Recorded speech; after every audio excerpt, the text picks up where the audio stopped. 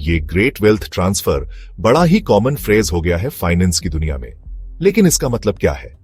सीधे शब्दों में कहें तो ये पैसे का बड़ा ट्रांसफर है जो बूढ़े लोग, खासकर बेबी बूमर्स से उनके वारिसों को आने वाले समय में होने वाला है। ये ट्रांसफर करोड़ों में नहीं, अरबों खरबों डॉलर का होने वाला है पूरी दुनिया में। सोचो कितना बड़ा बदलाव आएगा फाइनेंस की दुनिया में। इससे तो देशों की इकोनॉमी और समाज भी बदल जाएंगे। ये जो पैसे का ट्रांसफर हो रहा है ना, ये बहुत बड़े पैमाने पर है। हालांकि पक्के आंकड़े तो किसी को नहीं पता, लेकिन कुछ लोग कहते हैं कि अमेरिका में ही $70 ट्रिलियन से ज्यादा का ट्रांसफर 2040 तक हो जाएगा। और ये सिर्फ पैसे की बात नहीं हो रही है, इसमें शामिल है प्रॉपर्टी, शेयर, बॉन्ड, बिजनेस और भी बहुत कुछ। इस वेल्थ ट्रांसफर का असर बहुत दूर तक जाएगा। लोगों और परिवारों के लिए ये जिंदगी बदल देने वाली घटना है, जिसमें मौके भी हैं और चुनौतियां भी। अगर देश की इकोनॉमी की बात करें तो इतने पैसे आने से निवेश बढ़ेगा, नए आइडियाज आएंगे और इकोनॉमी तेजी से बढ़ेगी। लेकिन इसके साथ ही अमीर और अमीर होते जाएंगे और गरीब, ये भी एक डर है। साथ ही ये भी देखना होगा कि जिनको ये पैसा मिलेगा, क्या वो उसे सही तरीके से मैनेज कर पाएंगे। तो इस ग्रेट वेल्थ ट्रांसफर को समझना बहुत जरूरी है। चाहे आप अकेले हो, परिवार वाले हो या सरकार में हो, ये समय बड़े बदलाव का है और हमें इसके लिए तैयार रहना होगा। विरासत का ये कॉन्सेप्ट, ये कोई नया नहीं है। पुराने जमाने से लेकर आज तक पैसे और प्रॉपर्टी का ट्रांसफर होता आया है, एक पीढ़ी से दूसरी पीढ़ी तक। इससे हमारे समाज बने हैं, ताकत बदली है और इकोनॉमी बढ़ रही है। पहले के जमाने में विरासत से समाज में सब कुछ चलता था और वंश आगे बढ़ता था। जमीन, जो कि अक्सर सबसे बड़ी दौलत होती थी, पीढ़ी दर पीढ़ी ट्रांसफर होती थी। इससे समाज में ऊंच नीच का बंटवारा भी रहता था और खेती कैसे करनी है यह भी तय होता था। जब मिडिल एज में व्यापार बढ़ने लगा तो पैसे कमाने के नए तरीके आए, जैसे कि ट्रेडिंग और फाइनेंस।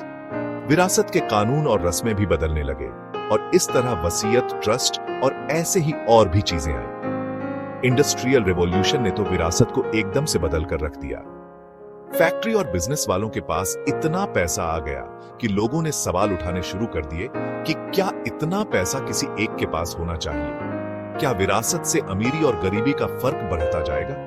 ये सवाल आज भी पूछे जाते हैं और हम सोच रहे हैं कि किसी की अपनी प्रॉपर्टी के ही क्यों और समाज में सबको आगे बढ़ने का मौका मिलने में बैलेंस कैसे बने। ये जो आज के समय का ग्रेट वेल्थ ट्रांसफर हो रहा है, ये पहले कभी नहीं हुआ। इतने बड़े पैमाने पर पैसा कभी ट्रांसफर नहीं हुआ। इसलिए हमें विरासत के बारे में फिर से सोचना होगा। हमें देखना होगा कि इसका आने वाली पीढ़ियों पर क्या असर पड़ेगा। ऐसा लगता है कि ये ग्रेट वेल्थ ट्रांसफर एक ही बार में हो जाएगा, लेकिन ऐसा नहीं है। ये बहुत धीरे धीरे होगा और इसमें बहुत से लोग शामिल होंगे। इस पैसे के मालिक होंगे बेबी बूमर जनरेशन के बच्चे, जिन्हें हम मिलेनियल्स और जनरेशन जेड भी कहते हैं। ये नई पीढ़ी डिजिटल जमाने में पली बड़ी है और इनके सामने अपनी चुनौतियां हैं। इन्हें सिर्फ पैसा ही नहीं मिलेगा, बल्कि उसे संभालने की जिम्मेदारी भी मिलेगी, वो भी ऐसे समय में जब दुनिया बहुत तेजी से बदल रही है। सिर्फ बच्चों को ही नहीं, इस पैसे का एक बड़ा हिस्सा दान में भी जाएगा। अमीर लोग और परिवार अपना पैसा दान करके कुछ अच्छा काम करना चाहते हैं और समाज की मदद करना चाहते हैं। पैसा कैसे बांटा जाएगा, इसके भी कई तरीके हैं। कुछ लोग तो वसीयत और ट्रस्ट जैसे पुराने तरीके ही अपनाते हैं, लेकिन अब लोग नए जमाने के तरीके भी अपना रहे हैं, जैसे कि चैरिटेबल फाउंडेशन बनाना या फिर डोनर एडवाइज्ड फंड में पैसा डालना। इससे उन्हें ज्यादा फायदा मिलता है और टैक्स भी बचाते हैं। हमें ये समझना होगा कि ये पैसा किसे मिलेगा और क्यों मिलेगा। ये जानकारी बहुत जरूरी है फाइनेंशियल एडवाइजर, एस्टेट प्लानर और सरकार के लिए, ताकि ये पैसा सही तरीके से ट्रांसफर हो सके और किसी के साथ भेदभाव ना हो। ये ग्रेट वेल्थ ट्रांसफर सिर्फ पैसे के ट्रांसफर की बात नहीं है, बल्कि ये निवेश के तरीकों में बदलाव की बात भी है। मिलेनियल्स और जनरेशन जेड, जिन्हें ये पैसा मिलेगा, उनके अपने विचार हैं, अपना तजुर्बा है और रिस्क लेने की उनकी अपनी क्षमता है। इससे निवेश की दुनिया बदल रही है।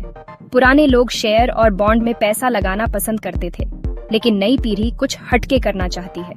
वे private equity, venture capital, real estate, crowd funding और क्रिप्टो करेंसी जैसे नए ऑप्शन में भी पैसा लगा रहे हैं। ऐसा कई कारणों से हो रहा है।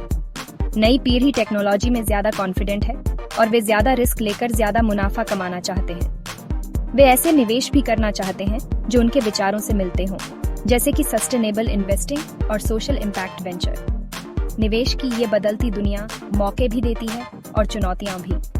हालांकि नए जमाने के निवेश से ज्यादा मुनाफा मिल सकता है, लेकिन उनमें रिस्क भी ज्यादा होता है। फाइनेंशियल एडवाइजर और वेल्थ मैनेजर अपनी स्ट्रेटेजी बदल रहे हैं ताकि वे नई पीढ़ी की जरूरतों को पूरा कर सकें। वे पोर्टफोलियो मैनेजमेंट, रिस्क मैनेजमेंट और नए जमाने के निवेश के बारे में जानकारी दे रहे हैं। ग्रेट वेल्थ ट्रांसफर सिर्फ पैसे के एक हाथ से दूसरे हाथ में जाने के बारे में नहीं है। ये इस बारे में भी है कि अलग अलग पीढ़ियां कैसे खर्च करने, बचत करने और निवेश करने के बारे में सोचती हैं।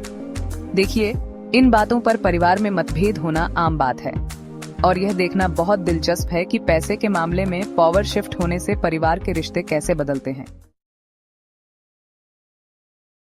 लेकिन हमें इसके नुकसान के बारे में भी सोचना चाहिए। हो सकता है कि इस ग्रेट वेल्थ ट्रांसफर से अमीर और अमीर हो जाएं और गरीब। हो सकता है कि नई पीढ़ी इतने पैसे को संभालने के लिए तैयार ना हो।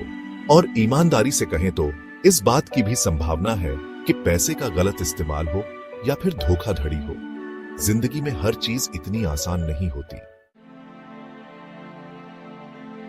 टेक्नोलॉजी का बहुत बड़ा रोल है कि पैसा कैसे ट्रांसफर होता है और कैसे मैनेज होता है। फिनटेक, रियल एस्टेट और क्रिप्टोकरेंसी जैसी चीजें इस पूरी दुनिया को बदल रही हैं। और अगर हम लंबे समय के बारे में सोचें तो ये टेक्नोलॉजी पैसे को देखने और उसे यूज करने का तरीका ही बदल देगी। ये एक बिल्कुल नई दुनिया है। ये ग्रेट वेल्थ ट्रांसफर एक बड़ा बदलाव है। हमें इसके लिए तैयार रहना होगा और सारी जानकारी रखनी होगी। चाहे आपको पैसा मिलने वाला हो या आप किसी को पैसा देने वाले हों, इसके फायदे और नुकसान समझना बहुत जरूरी है। इसलिए जागरूक रहें, एक्सपर्ट से सलाह लें और याद रखें, ये फाइनेंस के इतिहास का एक ऐतिहासिक पल है।